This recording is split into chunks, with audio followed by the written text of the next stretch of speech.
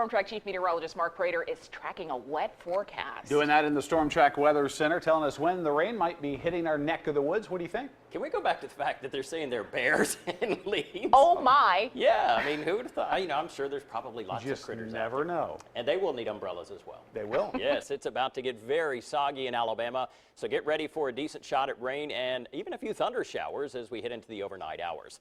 Let's start off with our Storm Track hour-by-hour forecast, and temperatures will go from mid-70s at around 6 o'clock, roughly, right back into the low 60s by the 11 o'clock hour. At 3 o'clock, we will see rain already moving into our area, especially along the I-65 corridor. I expect, looking at some of our new forecast model data, that we will see rain a bit sooner around Birmingham.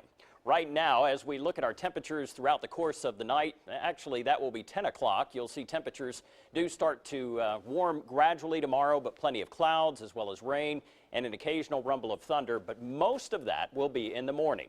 We've had a wild ride over the past 4 weeks with not only ice here, but also some heavy snow, almost a foot in some spots, over a foot in others, and now we're looking at temperatures which are in the 70s and 80s. This is quite a turnaround from just 2 weeks ago. But to the north and west, look at that cool air that's starting to nose into the Memphis area.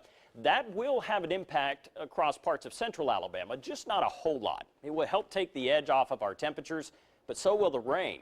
So our numbers will start to drop back into the mid and upper 60s for highs versus the 70s and 80s we've been looking at the past several days. Now, I'm going to be honest, it's been great weather the past couple of days, but now we're in that transitional mode, about to start spring, and that usually means every 3 to 5 days we get some of that. Rain, which is now falling out across parts of Mississippi, back into Louisiana, as well as Arkansas. That's all tracking towards the east. Even had a couple of sprinkles around northern Marion County, around Hamilton earlier, but that has rained itself out.